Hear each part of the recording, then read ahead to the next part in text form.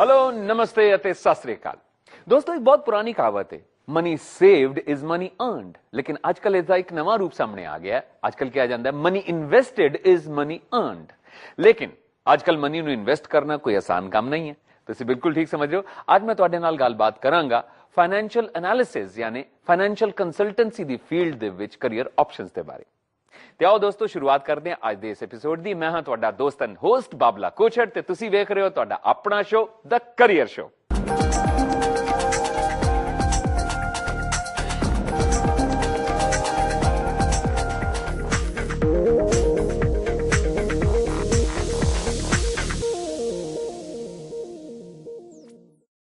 ਦੋਸਤੋ ਸਾਡੀ ਸਾਰਿਆਂ ਦੀ ਹਮੇਸ਼ਾ ਇਹ ਕੋਸ਼ਿਸ਼ ਰਹਿੰਦੀ ਹੈ ਕਿ ਆਪਣੇ ਖੂਨ ਪਸੀਨੇ ਦੀ ਕਮਾਈ ਨੂੰ ਅਸੀਂ ਕਿਸ ਤਰ੍ਹਾਂ ਸੁਰੱਖਿਅਤ ਰੱਖ ਸਕੀਏ ਅੱਜਕੱਲ ਇੱਕ ਨਵਾਂ ਟ੍ਰੈਂਡ ਚੱਲ ਪਿਆ ਹੈ ਫਾਈਨੈਂਸ਼ੀਅਲ ਕੰਸਲਟੈਂਸੀ ਦਾ ਇਹਨਾਂ ਲੋਕਾਂ ਦਾ ਕੰਮ ਹੁੰਦਾ ਹੈ ਪੈਸੇ ਦੀ ਸਾਂਭ ਸੰਭਾਲ ਵਿੱਚ ਸਾਨੂੰ ਸਲਾਹ ਦੇਣਾ ਸਾਡੀ ਮਦਦ ਕਰਨਾ ਇਸ ਕਰਕੇ ਇਹਨਾਂ ਲੋਕਾਂ ਦੀ ਬਾਜ਼ਾਰ ਵਿੱਚ ਅੱਜਕੱਲ ਬਹੁਤ ਮੰਗ ਹੈ ਫਾਈਨੈਂਸ਼ੀਅਲ ਕੰਸਲਟੈਂਟਸ ਤੁਹਾਡੇ ਪੈਸੇ ਦੀ ਸਾਂਭ ਸੰਭਾਲ ਹੀ ਨਹੀਂ ਕਰਦੇ ਬਲਕਿ ਤੁਹਾਡੀ ਖੂਨ ਪਸੀਨੇ ਦੀ ਗਾੜੀ ਕਮਾਈ ਨੂੰ ਟੈਕਸਾਂ ਦੀ ਮਾਰ ਤੋਂ ਬਚਾਉਂਦੇ ਹੋਏ ਉਸ ਵਿੱਚ ਇਜ਼ਾਫੇ ਦੇ ਨਵੇਂ-ਨਵੇਂ ਤਰੀਕੇ ਵੀ ਸੁਝਾਉਂਦੇ ਹਨ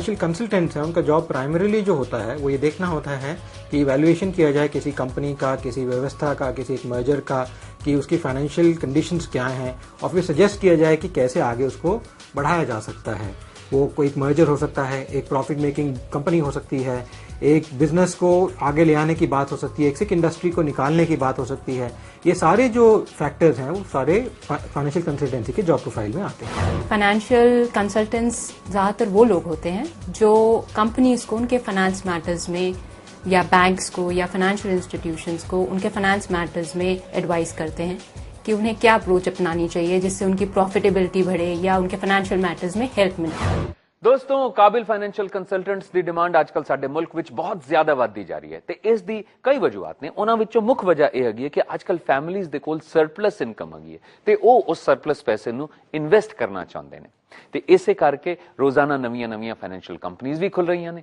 ਇਹ ਫਾਈਨੈਂਸ ਕੰਪਨੀਆਂ ਟ੍ਰੇਨਡ ਪ੍ਰੋਫੈਸ਼ਨਲਸ ਨੂੰ ਹਾਇਰ ਕਰਦੀਆਂ ਨੇ फाइनेंशियल कंसलटेंट्स सानू जानकारी देंदे ने कि भी सानू कित्थे इन्वेस्ट करना चाहिए है किन्ने इन्वेस्ट करना चाहिए ते किन्ने टाइम दे लई इन्वेस्ट करना चाहिए ताकि सानू वध तो वध मुनाफा होए ते इस दे लई ओ साडे कोलों अपनी फीस भी चार्ज करते हैं किस तरीके से उन प्रॉफिट्स को इम्प्रूव किया जाए कॉस्ट को रिड्यूस करके ये फाइनेंशियल कंसल्टेंट्स बताते हैं नए तरीकों से कि वो क्या चीज़ यूज़ करें या क्या इंस्ट्रूमेंट्स यूज़ करें या किस तरीके से अपने पूरे स्ट्रक्चर को चेंज करें ताकि एक बेहतरीन बैलेंस शीट या एक बेहतरीन प्रॉफिटेबिलिटी अपने इन्वेस्टर्स को या शेयर होल्डर्स को दे सकें हम अपनी सर्विसेज कंपनीज को भी प्रोवाइड कर सकते हैं कंपनीज को प्रोवाइड करने के लिए अगर जो कंपनीज जैसे बाहर के देशों के साथ व्यापार कर रही हैं चाहे खरीद रही हैं चाहे उन्हें बेच रही हैं उनका फॉरेन करेंसी जैसे डॉलर हो गया यूरो हो गया उनके अंदर एक्सपोजर होता है तो फाइनेंशियल कंसल्टेंट्स उनकी मदद करते हैं उनको कैसे मैनेज किया जाए ताकि उनका अपना रिस्क कंपनीज का अपना खतरा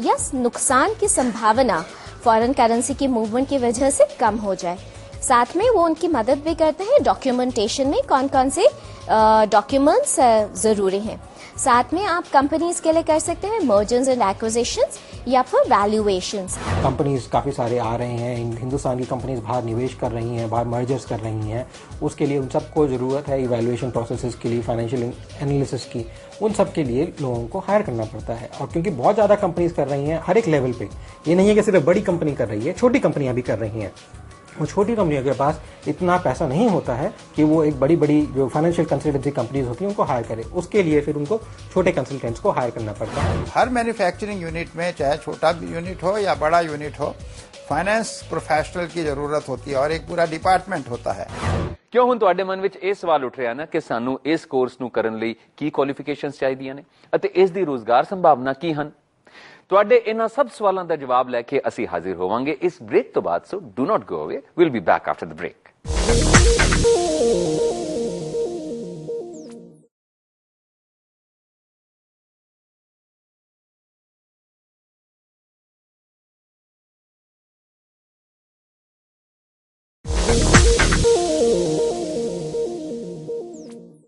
welcome back after the break you are watching the career show.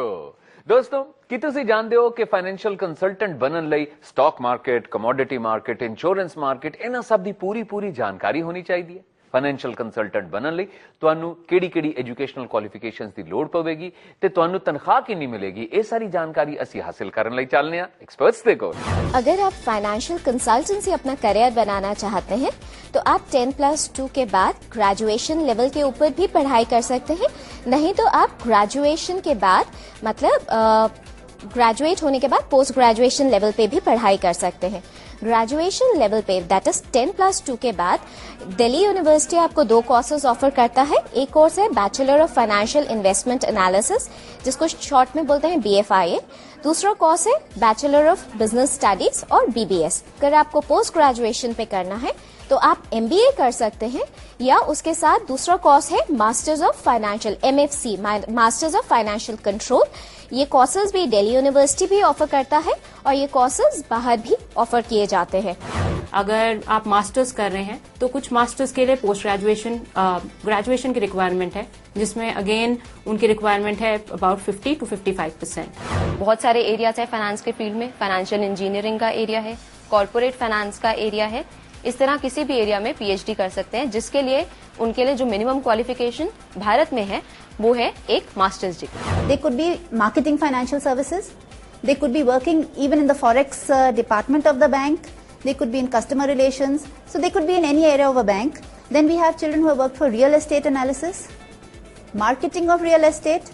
You know, they make presentations on to corporates on what kind of real estate projects can be undertaken.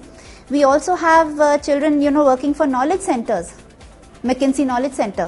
Again, that is collecting data, analyzing and presenting to a third party. Financial consultant का job अच्छा paying job है और लोग काफी अच्छी तरीके से उसे कर सकते हैं अगर उनमें लगन है उस चीज को करने की और वो जानते हैं कि वो क्या करना चाहते हैं। जो आपके इस फाइनेंशियल कंसल्टेंसी से रिलेटेड जॉब्स हैं वो बहुत ही तेजी से बढ़ रही हैं, स्पेशली भारत में बहुत तेजी से बढ़ रही है क्योंकि इस समय नए इंस्टीट्यूशंस आ रहे हैं, बैंक्स डेवलप हो रहे हैं, तो उन्हें एक मैन पावर की जरूरत है फाइनेंस के एरिया में। They should opt for this subject only when they have an aptitude and interest and commitment to that subject. They should like working with numbers because finance means working with numbers. And how to understand them, how to interpret them, how to present them. और of course English तो उसको आनी ही चाहिए। They must have a lot of confidence because if you're trying to sell somebody something related to money, unless you're sure of what you are talking, you cannot sell it to anybody else. ਦੋਸਤੋ market ਵਿੱਚ ਅੱਜਕੱਲ ਕਈ institutes ਇਸ subject ਦੇ ਉੱਤੇ courses ਕਰਵਾ ਰਹੇ ਹਨ ਤੇ ਆਓ ਇੱਕ ਚਾਤੀ ਮਾਰਨੇ ਆ ਕੁਝ ਇਹੋ ਜਿਹੇ ਲੀਡਿੰਗ ਇੰਸਟੀਚਿਊਟਸ ਤੇ ਉੱਥੇ ਪੜਾਏ ਜਾਣ ਵਾਲੇ ਕੋਰਸਸ, ਫੀਸ ਸਟਰਕਚਰ, ਡਿਊਰੇਸ਼ਨ ਆਦि ਬਾਰੇ। शहीद Sukhdev college of business studies, university of Delhi, Navi Delhi, Indian institute of finance, Navi Delhi, the ICFAI school of financial studies, international academy of insurance and finance management, Navi Delhi, institute of marketing and management, Navi Delhi, Florence education, Navi Delhi, skyline business school, Navi Delhi, Delhi institute of training and education, Navi Delhi, institute of technology and management, Navi Delhi, Punjabi university Patiala, computer institute of finance executives, Navi Delhi, ET&T, Navi Delhi, Punjab university Chandigarh. Graduation ਲਈ ਚਾਹੀਦੀ ਹੈ 10+2 ਵਿੱਚ ਘੱਟੋ ਘੱਟ 60% marks. ਇੱਕ ਹੋਰ ਗੱਲ, 10th level ਤੇ ਗਣਿਤ ਜ਼ਰੂਰ ਹੋਣਾ ਚਾਹੀਦਾ ਹੈ ਤੇ ਪੋਸਟ ਗ੍ਰੈਜੂਏਸ਼ਨ ਲਈ ਕਿਸੇ ਵੀ ਸਟਰੀਮ ਵਿੱਚ 55% ਮਾਰਕਸ ਨਾਲ ਗ੍ਰੈਜੂਏਸ਼ਨ ਚਾਹੀਦੀ ਹੈ। ਫਾਈਨੈਂਸ਼ੀਅਲ ਕੰਸਲਟੈਂਟ ਬਣਨ ਲਈ ਜਿਹੜੇ ਕੋਰਸ ਆਫਰ ਕੀਤੇ ਜਾਂਦੇ ਨੇ ਉਹਨੇ executive management of business finance EMBF ਜੋ ਕਿ 3 ਸਾਲ ਦਾ ਹੈ, bachelor of business studies specialisation in finance जो कि 4 साल का है, bachelor of business administration specialisation in finance 3 साल का है, bachelor of financial and investment analysis BFIA 3 साल का है, MBA ते MBF 2 साल का है ते PGDBM फाइनेंस 1 साल का है। इन सारिया कोर्सेज की अवधि 1 साल तो लेके 4 साल की है। कोर्स ਅਤੇ ਇੰਸਟੀਚਿਊਟ ਦੇ ਮੁਤਾਬਕ ਫਾਈਨੈਂਸ਼ੀਅਲ ਕੰਸਲਟੈਂਟ ਦੇ ਕੋਰਸ ਦੀ ਫੀ 6000 ਤੋਂ ਲੈ ਕੇ 50000 ਤੱਕ ਹੁੰਦੀ ਹੈ। ਫਾਈਨੈਂਸ਼ੀਅਲ ਕੰਸਲਟੈਂਟ ਦਾ ਕੋਰਸ ਕਰਨ ਤੋਂ ਬਾਅਦ ਤੁਸੀਂ invest analyst, relationship manager, sales executive, finance journalist, broker ਤੇ ਸਬ ਬ੍ਰੋਕਰ, ਟ੍ਰੇਡਰ, ਇਨਵੈਸਟਰ ਤੇ ਪਰਸਨਲ ਫਾਈਨੈਂਸ਼ੀਅਲ ਕੰਸਲਟੈਂਟ ਲਈ ਅਪਲਾਈ ਕਰ ਸਕਦੇ ਹੋ। ਦੋਸਤੋ, ਮੈਨੂੰ ਉਮੀਦ ਹੈ ਕਿ ਅੱਜ ਦੇ ਇਸ ਐਪੀਸੋਡ ਵਿੱਚ ਦਿੱਤੀ ਗਈ ਜਾਣਕਾਰੀ ਤੁਹਾਡੇ ਲਈ ਕਾਫੀ ਮਦਦਗਾਰ, ਕਾਰਗਰ ਸਾਬਿਤ ਹੋਵੇਗੀ ਅਤੇ ਤੁਸੀਂ ਇਸ ਜਾਣਕਾਰੀ ਰਾਹੀਂ ਫਾਈਨੈਂਸ਼ੀਅਲ ਕੰਸਲਟੈਂਸੀ ਦੇ ਕੈਰੀਅਰ ਬਾਰੇ ਕਾਫੀ ਕੁਝ ਜਾਣ ਗਏ ਹੋਵੋਗੇ, ਸਮਝ ਗਏ ਹੋਵੋਗੇ। And if you want to be a financial consultant, you will certainly move ahead.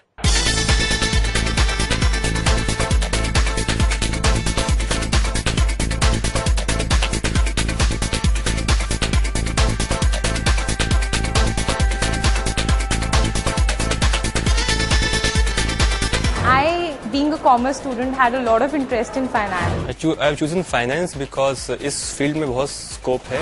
I realized that my interest lied in finance with the kind of numbers and analytical skills I possessed. I am very sure I am going to do something in finance.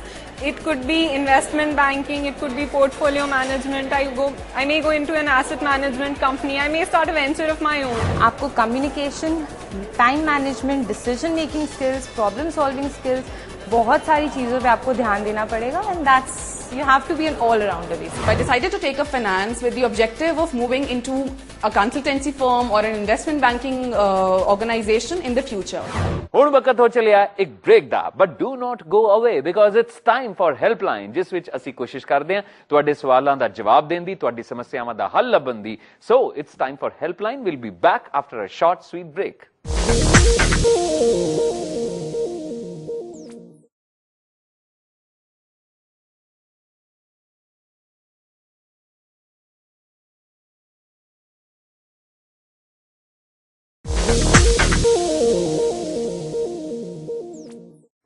Welcome back to the career show.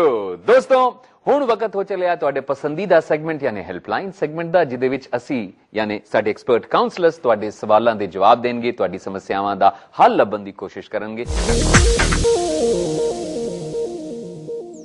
ਤੇ ਆਓ ਮੁਲਾਕਾਤ ਕਰਨੇ ਆ ਸਾਡੇ ਅੱਜ ਦੇ expert counsellors ਦੇ ਨਾਲ। We welcome Shri SS Minhas. He is the principal of Guru Harkrishan public school, Vasant Vihar. ਤੁਹਾਡਾ ਬਹੁਤ ਬਹੁਤ ਸਵਾਗਤ ਹੈ ਸਰ। ਤੇ ਮਿਨਹਾਸ ਸਾਹਿਬ ਦੇ ਨਾਲ ਸਾਡੇ ਦੂਜੇ ਐਕਸਪਰਟ ਕਾਉਂਸਲਰ ਨੇ Mrs Vinti Bansal. She is a counsellor at the institute of management development Delhi. Mrs Vinti Bansal, ਤੁਹਾਡਾ ਵੀ ਸ਼ੋਅ ਦੇ ਵਿੱਚ ਬਹੁਤ ਬਹੁਤ ਸਵਾਗਤ ਹੈ। ਜੇ ਹੁਣ ਤੁਹਾਡੀ ਦੋਹਾਂ ਤੇ ਅਸੀਂ ਪਹਿਲਾ ਸਵਾਲ ਲਈਏ। ਵਿੰਤੀ ਜੀ, ਇਹ ਪਹਿਲਾ ਸਵਾਲ ਇੱਕ ਖੱਤ ਸਾਨੂੰ ਲਿਖ ਕੇ ਭੇਜਿਆ ਹੈ ਮੋਹਾਲੀ ਤੋਂ ਕਨਿਕਾ ਨੇ।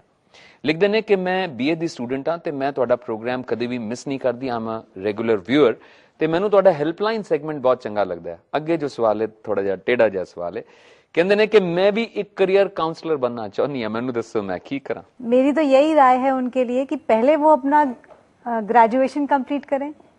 It would be better for her because she will gain more knowledge and confidence level, communication skills plus knowledge, और she has to upgrade herself with the present scenario। Kanika ji, बहुत वधिया जवाब दिता साडे एक्सपर्ट काउंसलर ने। ਅਸੀਂ ਉਮੀਦ ਕਰਨੇ ਆ ਕਿ ਤੁਸੀਂ ਇਹ ਕੁਆਲਿਟੀਜ਼ ਆਪਣੇ ਅੰਦਰ ਡਿਵੈਲਪ ਕਰੋ ਤੇ ਸਾਡੇ ਇਸ ਸ਼ੋਅ ਦੇ ਵਿੱਚ ਇਸ ਸੀਟ ਤੇ ਆਓ ਤੇ ਯੰਗਸਟਰਸ ਨੂੰ ਗਾਈਡ ਕਰੋ। ਲੇਕਿਨ ਇੱਕ ਬਹੁਤ ਚੰਗੀ ਗੱਲ ਜੋ ਮਿਸਿਸ ਬੰਸਲ ਨੇ ਕਹੀ ਉਹ ਇਹ ਹੈਗੀ ਹੈ ਕਿ you have to update yourself. ਇਹ ਜਿਹੜਾ ਅਪਡੇਸ਼ਨ ਦਾ ਜੋ ਪ੍ਰੋਸੈਸ ਹੈ ਇਹ ਸਾਰੀ ਉਮਰ ਚੱਲਦਾ ਰਹਿੰਦਾ ਹੈ। Just keep in mind that you keep your eyes and ears open all the time, be a good observer and keep storing good things or bad things in your memory bank and use them as and when you require them। ਲੈਂਦੇ ਹਾਂ ਅਗਲਾ ਸਵਾਲ। ਇਹ email ਸਾਨੂੰ ਮਿਲਿਆ ਹੈ ਸੌਰਵ ਦਾ ਦਿੱਲੀ ਤੋਂ। ਲਿਖਦੇ ਨੇ ਮੈਂ 12th ਕਲਾਸ ਦੇ ਵਿੱਚ ਕਾਮਰਸ ਦਾ ਸਟੂਡੈਂਟ ਹਾਂ। ਪਲੀਜ਼ ਗਾਈਡ ਮੀ ਕਿ ਫਾਈਨੈਂਸ਼ੀਅਲ ਕੰਸਲਟੈਂਟ ਬਣਨ ਲਈ ਮੈਨੂੰ ਕਿਹੜਾ ਕੋਰਸ ਕਰਨਾ ਚਾਹੀਦਾ ਹੈ ਤੇ ਫਾਈਨੈਂਸ਼ੀਅਲ ਕੰਸਲਟੈਂਸੀ ਦੀ ਫੀਲਡ ਵਿੱਚ ਜੌਬ ਓਪਰਚੁਨਿਟੀਜ਼ ਕੀ ਨੇ। ਮਿਨਾ ਸਾਹਿਬ, ਦੇਖੋ, ਬੱਚੇ ਦੀ ਜਿਹੜੀ ਖੁਆਇਸ਼ਾਂ ਪੂਰੀਆਂ ਹੋਣੀ ਚਾਹੀਦੀਆਂ ਕਿਉਂਕਿ ਆਉਣ ਵਾਲੇ ਟਾਈਮ ਦੇ ਵਿੱਚ ਫਾਈਨੈਂਸ਼ੀਅਲ ਕੰਸਲਟੈਂਸੀ ਦੀ ਬਹੁਤ ਅੱਛੀ ਡਿਮਾਂਡਾਂ ਆ ਰਹੀਆਂ ਹੈ ਔਰ ਬੱਚਿਆਂ ਨੂੰ ਸਟਾਕ ਐਕਸਚੇਂਜ ਦੇ ਬਾਰੇ ਜਾਣਕਾਰੀ ਲੈਣੀ ਚਾਹੀਦੀ ਹੈ, ਮਿਊਚੁਅਲ ਫੰਡਸ ਦੇ ਬਾਰੇ ਜਾਣਕਾਰੀ ਲੈਣੀ ਚਾਹੀਦੀ ਹੈ। ਇੱਥੋਂ ਤੱਕ ਕਿ ਜਿੱਦਾਂ ਬੜੀਆਂ ਕੰਪਨੀਆਂ ਹੈਗੇ ਨੇ, ਟਾਟਾ AG ਹੈਗੇ ਨੇ ਜਾਂ ਬਜਾਜ ਕੈਪੀਟਲ ਵਾਲੇ ਹੈਗੇ ਨੇ, ਉਹਨਾਂ ਮਿਊਚੁਅਲ ਫੰਡ ਦੀ ਸਟੱਡੀ ਕਰੇ। ਆਉਣ ਵਾਲੇ ਟਾਈਮ ਦੇ ਵਿੱਚ ਫਾਈਨੈਂਸ਼ੀਅਲ ਮੈਨੇਜਮੈਂਟ ਕੰਸਲਟੈਂਸੀ ਦਾ ਇੱਕ ਸਬਜੈਕਟ CBSE ਵੀ ਇੰਟਰੋਡਿਊਸ ਕਰਨ ਜਾ ਰਿਹਾ ਹੈ। ਸਭ ਤੋਂ ਪਹਿਲਾਂ ਉਹਨਾਂ 100 ਸਕੂਲਾਂ ਨੂੰ ਇਸ ਵਾਰੀ ਆਪਸ਼ਨ ਦਿੱਤੀ ਹੈ ਇੰਡੀਆ ਦੇ ਵਿੱਚ ਕਿ ਉਹ ਆਪਣਾ ਫਾਈਨੈਂਸ਼ੀਅਲ ਮੈਨੇਜਮੈਂਟ ਕੰਸਲਟੈਂਸੀ ਦਾ ਸਬਜੈਕਟ ਲੈ ਕੇ ਉਹਨੂੰ ਅੱਗੇ ਵਧਾਉਣ। ਤੇ ਜੀ ਸੌਰਵ ਜੀ, ਉਮੀਦ ਹੈ ਕਿ ਤੁਹਾਨੂੰ ਤੁਹਾਡੇ ਸਵਾਲ ਦਾ ਜਵਾਬ ਮਿਲ ਗਿਆ ਹੋਵੇਗਾ ਤੇ ਇਹ ਜਵਾਬ ਤੁਹਾਡੀ ਪੂਰੀ ਮਦਦ ਕਰੇਗਾ ਆਪਣੇ ਕੈਰੀਅਰ ਆਪਸ਼ਨ ਨੂੰ ਸਿਲੈਕਟ ਕਰਨ ਦੇ ਵਿੱਚ। ਹੁਣ ਲੈਣੇ ਜੀ ਅਗਲਾ ਸਵਾਲ। ਇਹ ਈਮੇਲ ਸਾਨੂੰ ਲਿਖ ਕੇ ਭੇਜਿਆ ਹੈ ਸੁਜੀਤ ਪੱਲਾ ਨੇ ਸੋਨੀਪਤ ਤੋਂ ਲਿਖਦੇ ਨੇ ਕਿ ਮੈਂ 2 ਸਾਲ ਤੋਂ ਇੱਕ ਬੈਂਕ ਦੇ ਵਿੱਚ ਅਕਾਊਂਟ ਸੈਕਸ਼ਨ 'ਚ ਕੰਮ ਕਰ ਰਿਹਾ, ਪਲੀਜ਼ ਸੁਜੈਸਟ ਮੀ ਕਿ ਫਾਈਨੈਂਸ਼ੀਅਲ ਕੰਸਲਟੈਂਟ ਬਣਨ ਲਈ correspondence course किथे available हैं? विनती जी, would you like to answer? First of all I would like to clear कि फाइनेंशियल कंसल्टेंट बनने के लिए कॉरेस्पॉन्डेंस कोर्सेज कहीं भी अवेलेबल नहीं है. You have to do it regularly करना होगा. रेगुलर कोर्सेज किथे अवेलेबल है? दिल्ली में है, हैदराबाद में है, ग्वालियर में है. There are some institutes like in Delhi Qutub institutional area में है with the name of institute of management and marketing. इस कोर्स की ड्यूरेशन की है? इट डिपेंड्स, 4 मंथ से लेकर के 2 years तक. ਸੁਜੀਤ ਜੀ, ਜਿਵੇਂ ਕਿ ਸਾਡੇ ਐਕਸਪਰਟ ਕਾਉਂਸਲਰ ਨੇ ਦੱਸਿਆ ਕਿ ਇਹ ਕੋਰਸ 4 ਮਹੀਨੇ ਤੋਂ ਲੈ ਕੇ 2 ਸਾਲ ਤੱਕ ਦਾ ਹੋ ਸਕਦਾ ਹੈ. ਤੇ ਹੁਣ ਅਸੀਂ ਲੈਣੇ ਆਪਣਾ ਅਗਲਾ ਸਵਾਲ. ਮੀਨਾ ਸਾਹਿਬ, ਇਹ ਸਵਾਲ ਮੈਂ ਤੁਹਾਡੇ ਕੋਲੋਂ ਪੁੱਛਣਾ ਚਾਹਾਂਗਾ. ਜਲੰਧਰ ਤੋਂ ਇੱਕ ਖਾਤ ਸਾਨੂੰ ਲਿਖ ਕੇ ਭੇਜਿਆ ਸੁਖਜਿੰਦਰ ਕੌਰ ਨੇ. ਇਹ ਪੁੱਛਣਾ ਚਾਹੁੰਦੇ ਨੇ ਕਿ ਪਲੀਜ਼ ਮੈਨੂੰ ਦੱਸੋ ਕਿ ਆਉਣ ਵਾਲੇ ਸਮੇਂ ਦੇ ਵਿੱਚ travel and tourism the Ki future ਹੈ? ਦੇਖੋ, ਇਹ ਟਰੈਵਲ ਐਂਡ ਟੂਰਿਜ਼ਮ ਆਉਣ ਵਾਲੇ ਟਾਈਮ ਦੇ ਵਿੱਚ ਬਹੁਤ ਵੱਡੀ ਇੰਡਸਟਰੀ ਹੋਏਗੀ ਔਰ ਇੰਡੀਆ ਹਲੇ ਇਸ ਪਾਸੇ ਕਮਜ਼ੋਰ ਹੈ. ਸਾਡੇ ਬੱਚਿਆਂ ਨੂੰ ਚਾਹੀਦਾ ਇਹਦੀ ਤਿਆਰੀ ਕਰਨ, ਚੰਗੇ ਪਾਸੇ ਜਾਣ, ਕਿਉਂਕਿ tourism, travel and mass communication ਤਿੰਨ ਦਾ ਬੂਮ ਆਉਣੇ ਵਾਲਾ ਹੈ ਔਰ ਸਾਡੇ ਬੱਚਿਆਂ ਲਈ ਬਹੁਤ ਅੱਛਾ ਸਕੋਪ ਹੈਗਾ ਔਰ ਬੱਚਿਆਂ ਨੂੰ ਆਪਣੀ ਪੂਰੇ ਦਿਨ ਨਿਸ਼ਚੈ ਕਰਕੇ ਮਿਹਨਤ ਕਰਕੇ ਤੋਂ ਤੁਰਨਾ ਚਾਹੀਦਾ. ਕਾਮਨਵੈਲਥ ਇੰਡੀਆ ਚ ਆ ਰਹੇ ਨੇ, ਹੁਣ ਆਉਣੇ ਵਾਲੇ ਟਾਈਮ ਤੇ ਕਾਮਨਵੈਲਥ ਤੇ ਦੇਖ ਲੈ ਕਿੰਨੇ ਬੰਦੇ ਦੀ ਲੋੜ ਪਏਗੀ ਔਰ ਸਾਡੇ ਬੱਚੇ ਤਿਆਰ ਨੇ. ਆਈ ਥਿੰਕ ਦੇ if you are ready with the qualification they will be taken back. Sir, ਇਹਦੇ ਨਾਲ ਜੁੜਿਆ ਇੱਕ ਹੋਰ ਸਵਾਲ ਹੈ. ਈਮੇਲ ਸਾਨੂੰ ਲਿਖ ਕੇ ਭੇਜਿਆ ਸੁਨੀਲ ਰਾਣਾ ਨੇ ਅੰਮ੍ਰਿਤਸਰ ਤੋਂ. ਲਿਖਦੇ ਨੇ ਕਿ ਮੈਂ ਇੱਕ ਟੂਰਿਸਟ ਗਾਈਡ ਬਣਨਾ ਚਾਹੁੰਦਾ ਵਾਂ, ਪਲੀਜ਼ ਮੈਨੂੰ ਗਾਈਡ ਕਰੋ ਕਿ ਮੈਨੂੰ ਕਿਹੋ ਜਿਹੀ ਪੜ੍ਹਾਈ ਕਰਨੀ ਚਾਹੀਦੀ. ਦੇਖੋ, ਪਹਿਲਾਂ ਤਾਂ ਉਹਦਾ ਐਪਟੀਟਿਊਡ ਹੋਣਾ ਬਹੁਤ ਜ਼ਰੂਰੀ ਹੈ. ਉਹਨੂੰ ਪਤਾ ਹੋਣਾ ਚਾਹੀਦਾ, ਸਟੱਡੀ ਕਰਨਾ ਚਾਹੀਦਾ, ਇੰਡੀਆ ਦਾ ਨਕਸ਼ਾ ਲੈ ਕੇ ਟੂਰਿਜ਼ਮ ਪਲੇਸ ਹੈ ਕਿੱਥੇ ਕਿੱਥੇ ਹੈ. ਉਸ ਤੋਂ ਬਾਅਦ ਬਰੋਸ਼ਰ ਮਿਲਦੇ ਨੇ, ਪੈਂਫਲੇਟ ਮਿਲਦੇ ਨੇ, ਉਹ ਮੰਗਵਾਏ ਜਾਣ, ਇੰਟਰਨੈਟ ਤੇ ਦੇਖੇ ਕਿਹੜੇ ਸਟੇਟ ਦੇ ਵਿੱਚ ਕਿਹੜੀ ਬਹੁਤ ਇੰਪੋਰਟੈਂਟ ਚੀਜ਼ ਹੈ ਉਹ ਸਟੱਡੀ ਕੀਤਾ ਜਾਵੇ. ਚਾਹੇ ਮੋਨੂਮੈਂਟ ਹੈ, ਚਾਹੇ ਮਿਨਰਲਸ, ਚਾਹੇ ਕੋਇਨਸ ਦੀ ਗੱਲ ਕਰ ਰਹੇ ਹਾਂ ਜਾਂ ਕੇਵਸ ਦੀ ਗੱਲ ਕਰਦੇ ਹਾਂ, ਉਹਦੇ ਮੈਂਟਲੀ ਤਿਆਰ ਹੋਣਾ ਚਾਹੀਦਾ ਬੱਚੇ ਨੂੰ. ਵੈਸੇ ਸੁਨੀਲ ਰਾਣਾ ਜੀ, ਅਸੀਂ ਤੁਹਾਨੂੰ ਦੱਸਣਾ ਚਾਹੁੰਦੇ ਹਾਂ ਕਿ ਦਿੱਲੀ ਯੂਨੀਵਰਸਿਟੀ ਦੇ ਕਾਲਜ ਆਫ ਵੋਕੇਸ਼ਨਲ ਸਟੱਡੀਜ਼ ਦੇ ਵਿੱਚ 3 ਸਾਲ ਦਾ ਟੂਰਿਜ਼ਮ ਦਾ ਕੋਰਸ ਵੀ ਕਰਵਾਇਆ ਜਾਂਦਾ ਹੈ ਤੇ ਜੇ ਤੁਸੀਂ ਚਾਹੋ ਤੇ ਇਸ ਕੋਰਸ ਨੂੰ ਜੁਆਇਨ ਕਰ ਸਕਦੇ ਹੋ ਤੇ ਆਪਣੇ ਇਸ ਐਂਬੀਸ਼ਨ ਨੂੰ ਤੁਸੀਂ ਫੁੱਲਫਿਲ ਕਰ ਸਕਦੇ ਹੋ. ਹੁਣ ਲੈਂਦੇ ਹਾਂ ਅਸੀਂ ਅਗਲਾ ਈਮੇਲ. ਇਹ ਸੁਚਿਤਰਾ ਜੀ ਹੈਗੇ ਨੇ ਦਿੱਲੀ ਤੋਂ. ਲਿਖਦੇ ਨੇ ਕਿ ਮੈਂ BA ਇਕਨੋਮਿਕਸ ਚ ਕੀਤੀ ਹੈ, ਮੈਂ ਜਾਣਨਾ ਚਾਹੁੰਦੀ ਹਾਂ ਕਿ ਮੈਂ ਕਿਹੜੀ ਜੌਬਸ ਦੇ ਲਈ ਐਲੀਜੀਬਲ ਹਾਂ. Minaz ji, would you like to answer this? ਬੱਚੇ ਨੇ ਇਕਨੋਮਿਕਸ ਲਈ ਹੈ BA ਦੇ ਵਿੱਚ, ਇਹ ਬੱਚਾ B.Ed ਕਰ ਸਕਦਾ, ਟੀਚਰ ਟ੍ਰੇਨਿੰਗ ਵਾਸਤੇ ਜਾ ਸਕਦਾ, ਕੰਪੀਟੀਟਿਵ ਐਗਜ਼ਾਮੀਨੇਸ਼ਨ ਬੈਠ ਸਕਦਾ ਜਿਵੇਂ PCS, HCS and IAS papers also, plus banking ਦੇ ਪੇਪਰ ਦੇ ਸਕਦਾ. ਯਾਨੀ ਬਹੁਤ ਜ਼ਬਰਦਸਤ ਓਪਰਚੁਨਿਟੀਜ਼ ਨੇ ਸੁਚਿਤਰਾ ਜੀ ਤੁਹਾਡੇ ਲਈ. ਬਸ ਕਨਸੈਂਟਰੇਟ ਕਰੋ, ਸਟੱਡੀ ਕਰੋ ਕਿ ਤੁਸੀਂ ਵਾਕਈ ਕੀ ਕਰਨਾ ਚਾਹੁੰਦੇ ਹੋ. ਓਪਰਚੁਨਿਟੀਜ਼ ਦੀ ਕੋਈ ਕਮੀ ਨਹੀਂ ਹੈਗੀ. ਇਹ ਅਗਲਾ ਈਮੇਲ ਸਾਨੂੰ ਲਿਖ ਕੇ ਭੇਜਿਆ ਬੌਬੀ ਸਿੰਘ ਨੇ ਚੰਡੀਗੜ੍ਹ ਤੋਂ. ਵਿੰਤੀ ਜੀ, ਪਲੀਜ਼ ਇਹ ਸਵਾਲ ਜ਼ਰਾ ਧਿਆਨ ਨਾਲ ਸੁਣਨਾ. ਇਹ ਲਿਖਦੇ ਨੇ ਕਿ ਮੈਂ BCom ਫਾਈਨਲ ਈਅਰ ਦਾ ਸਟੂਡੈਂਟ ਹਾਂ, MBA ਦੀ ਤਿਆਰੀ ਕਰ ਰਿਹਾ. ਮੈਂ ਜਾਣਨਾ ਚਾਹੁੰਦਾ ਵਾਂ ਕਿ MBA with specialisation in finance ਕੀ ਮੈਨੂੰ ਫਾਈਨੈਂਸ਼ੀਅਲ ਕੰਸਲਟੈਂਟ ਬਣਨ ਵਿੱਚ ਹੈਲਪ ਕਰੇਗੀ ਤੇ ਕਿਸ ਹੱਦ ਤੱਕ ਕਰੇਗੀ? MBA with finance as a subject will definitely help him and give him some guidance in opting insurance, this financial consultant as a career. Definitely it will help.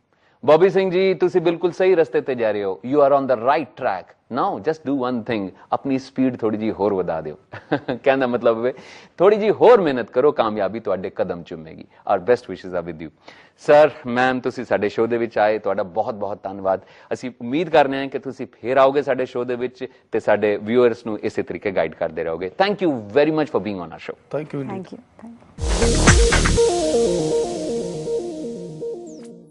ਦੋਸਤੋ, ਇਹ ਅਸੀਂ ਸਾਰੇ ਜਾਣਦੇ ਹਾਂ ਕਿ ਇੱਕ ਜਾਗਰੂਕ ਇਨਸਾਨ ਜ਼ਿੰਦਗੀ ਵਿੱਚ ਬਹੁਤ ਤਰੱਕੀ ਕਰਦਾ ਹੈ ਤੇ ਜਾਗਰੂਕਤਾ ਲਈ ਜ਼ਰੂਰੀ ਹੈ ਆਪਣੇ ਮਾਹੌਲ, ਆਪਣੇ ਪਰਿਵੇਸ਼ ਦੇ ਬਾਰੇ ਇੱਕ ਜਾਣਕਾਰੀ ਆਪਣੇ ਕੋਲ ਰੱਖਣਾ, ਆਪਣੇ ਆਪ ਨੂੰ ਅਪਡੇਟ ਕਰਕੇ ਰੱਖਣਾ. Yes, right now it's time for the wake up call, ਜਿਹਦੇ ਵਿੱਚ ਅਸੀਂ ਤੁਹਾਨੂੰ ਦੱਸਾਂਗੇ ਆਉਣ ਵਾਲੇ ਭਵਿੱਖ ਵਿੱਚ ਹੋਣ ਵਾਲੀਆਂ ਪ੍ਰੀਖਿਆਵਾਂ ਬਾਰੇ ਤੇ ਉਹਨਾਂ ਦੇ ਵਿੱਚ ਐਪਲੀਕੇਸ਼ਨਸ ਭੇਜਣ ਦੀ ਆਖਰੀ ਤਰੀਕਾਂ ਬਾਰੇ. AME entrance test JRN institute of aviation technology ਇਹਦੀ ਫਾਰਮ ਭਰਨ ਦੀ ਆਖਰੀ ਤਰੀਕੇ 20 ਮਈ 2007 ਤੇ ਇਹਦੀ ਪ੍ਰੀਖਿਆ ਦੀ ਤਰੀਕੇ 10 ਜੂਨ 2007. ਇੰਡੀਅਨ ਇੰਸਟੀਚਿਊਟ ਆਫ ਐਰੋਨੌਟਿਕਸ ਇਹਦੀ ਫਾਰਮ ਭਰਨ ਦੀ ਆਖਰੀ ਤਰੀਕੇ 20 ਮਈ 2007. Combined defence services examination CTS 2 2007 ਇਹਦੀ ਫਾਰਮ ਭਰਨ ਦੀ ਆਖਰੀ ਤਰੀਕੇ 21 ਮਈ 2007 ਤੇ ਇਹਦੀ ਪ੍ਰੀਖਿਆ ਦੀ ਤਰੀਕੇ 16 सितंबर 2007. MSc computer science university of Delhi ਇਹਦੀ ਫਾਰਮ ਭਰਨ ਦੀ ਆਖਰੀ ਤਾਰੀਖ ਹੈ 21 ਮਈ 2007 ਤੇ ਇਹਦੀ ਪ੍ਰੀਖਿਆ ਦੀ ਤਾਰੀਖ ਹੈ 9 ਜੂਨ 2007। MCA ਯੂਨੀਵਰਸਿਟੀ ਆਫ ਦਿੱਲੀ ਇਹਦੀ ਫਾਰਮ ਭਰਨ ਦੀ ਆਖਰੀ ਤਾਰੀਖ ਹੈ 22 ਮਈ 2007 ਤੇ ਇਹਦੀ ਪ੍ਰੀਖਿਆ ਦੀ ਤਾਰੀਖ ਹੈ 10 ਜੂਨ 2007।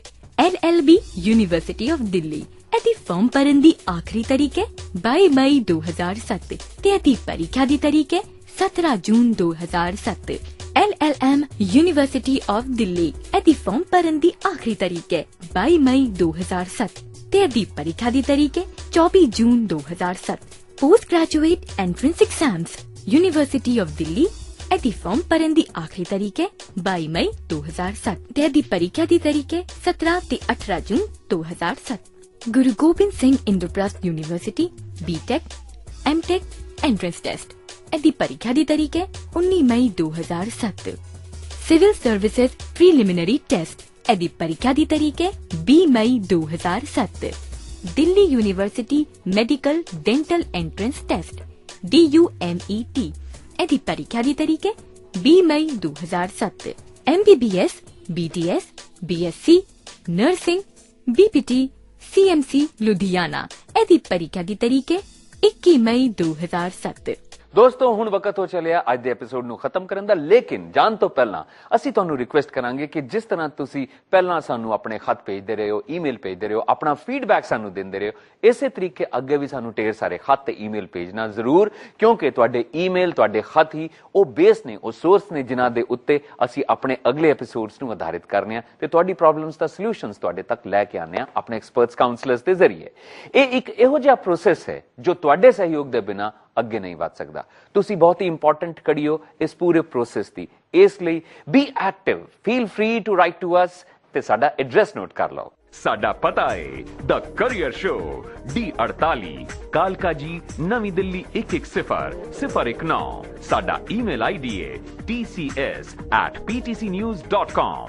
ਤੇ ਹੁਣ ਤੁਹਾਡੇ ਕੋਲ ਇਜਾਜ਼ਤ ਲੈਣ ਤੋਂ ਪਹਿਲਾਂ ਇੱਕ ਛੋਟਾ ਜਿਹਾ ਵਿਚਾਰ ਮੈਂ ਤੁਹਾਡੇ ਨਾਲ ਸ਼ੇਅਰ ਕਰਨਾ ਚਾਹੁੰਦਾ ਹਾਂ।